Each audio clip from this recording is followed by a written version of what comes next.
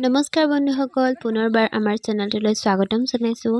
এয়া চাওক, সৰস্বতী পূজাৰে ভিডিঅ' হয়। মই বহুত বেছি দীঘলীয়া ভিডিঅ' কৰা নাছিলোঁ, অলপ ক্লিপ কেইটামান লৈছিলোঁ।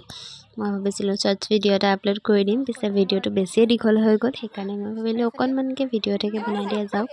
যিহেতু সৰস্বতী পূজা বহুদিনেই হৈ গ'ল, মই এডিটিং কৰিবও নহ'লে, আপলোড কৰিবও নহ'লে, আৰু মই অলপমান বেছিয়ে ব্যস্ত হৈ আছিলোঁ।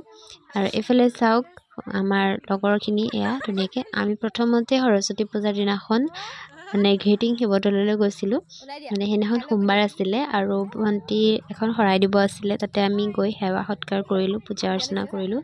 আহি পেলাই পোনে আমি ডায়েটলৈ আহিলোঁ আৰু ডায়েটত সেৱা ল'লোঁ দেৱীৰ ওচৰত।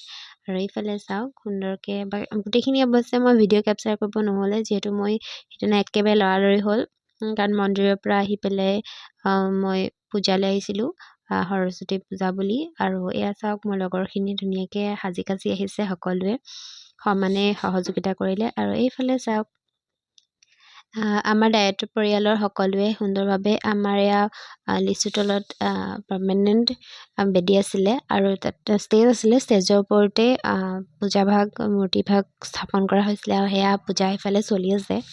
আৰু আমি অৱশ্যে বহুত বেছি দেৰি থকা নাছিলোঁ, যিহেতু সোনকালে ঘৰলৈও যাব লগা আছিলে। আৰু এইফালে চাওক, আমাৰ ছিনিয়ৰ দাদা বাইদেউসকল সকলোৱে সুন্দৰকৈ সাজি কাচি আহিছে। আৰু সকলোৱে অৱশ্যে জানেই, অসমত সৰস্বতী পূজা বুলি ক'লে অকণমান সাজোন কাচোনটো আহেই। বিশেষকৈ আজি আমাৰ ডায়েটত সাজপাৰ প্ৰতিযোগিতা এখনো আয়োজন কৰা হৈছে। আমাৰ ডায়েটৰ 6টা হাউচ আছে আৰু 6টা হাউচৰে প্ৰত্যেকটো হাউচৰ 4জনকৈ টোটেল 24জন ষ্টুডেণ্টৰ মাজতে সাজপাৰ প্ৰতিযোগিতাখনে অনুষ্ঠিত কৰা হ'ব বুলি শুনিছিলোঁ। আৰু তাৰ কাৰণে সকলো সাজু হৈ আহিছিলে, কিন্তু সময়ৰ প্ৰতি লক্ষ্য ৰাখি এই প্ৰতিযোগিতাখন বাতিল কৰা হ'ল। আৰু বিশেষকৈ সকলো বহুত বেছি দেৰিলৈকে নাথাকিলে। সকলোৰে নিজৰ কাম থাকে, হয়তো বহুত কিছুমান ঘৰৰ দূৰৰো হয়, যাব লগা হয়। আৰু সেইকাৰণে পিছত প্ৰতিযোগীৰ সংখ্যা কমি যোৱাৰ বাবে প্ৰতিযোগিতাখন প্ৰদৰ্শনীমূলকভাৱেহে পতা হৈছিলে। আৰু এইফালে চাওক, সকলোৱে ধুনীয়াকৈ আজি সৰস্বতী পূজা বুলি সাজি কাচি আহিছে আৰু নিজৰ কামত সকলো ব্যস্ত হৈ আছে।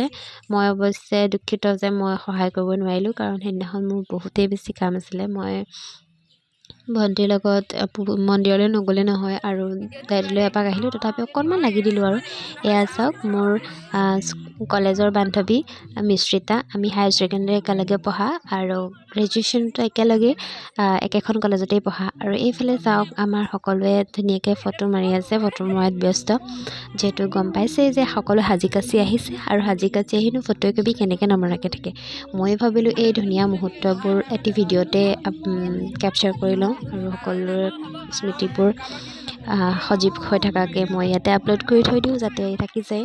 আৰু সঁচাকৈ ইউটিউব এটা বহুত ধুনীয়া প্লেটফৰ্ম হয়, য'ত আমি আমাৰ জীৱনৰ প্ৰত্যেকটো মুহূৰ্ত ইয়াতে ৰাখি থ'ব পাৰোঁ আৰু যেতিয়াই মন যায় চাৰ্চ কৰি পেলাই চাই ল'ব পাৰোঁ। আৰু এইফালে চাওক, বেছিকত সকলোৱে ধুনীয়াকৈ সজাই তুলিছে। আৰু এইফালে ফটো ছেশ্যনৰ বহুত ধুনীয়াকৈ ডেক'ৰেশ্যন কৰিছে ফ্ৰেম টাইপত।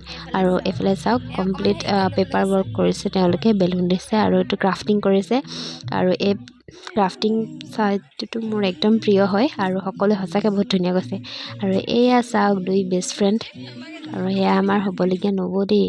আৰু বেছি দেৰি নাথাকিলোঁ তাত, আহি পেলাই অকণমান কিবা এটা খাই ল'লোঁ, যিহেতু ভোক লাগিছে। আৰু ডায়েটত খানাটো খুৱাইছিলে, কিন্তু ডায়েটত খোৱালে বহুত দেৰি হৈ যাব, আৰু সেইকাৰণে ভণ্টিয়ে মই সোনকালে ঘৰলৈ গুচি আহিলোঁ। আৰু এয়া চাওক, ডায়েটৰ কিছুমান ভাল লগা মুহূৰ্ত, সেইখিনি মই ভিডিঅ' শ্বুট কমকৈ কৰিলোঁ, কিন্তু ফটো অলপমান তুলিলোঁ মোৰ লগৰখিনিৰ লগতে। আৰু সেই মুহূৰ্তখিনিকে মই ভাবিলোঁ ইয়াতে ৰাখি থওঁ। চ' যদি মোৰ এই ভিডিঅ'টো চাই ভাল লাগিলে, like, share and subscribe. So' আজিলৈ ইমানেই, bye bye, thank you, have a nice day'.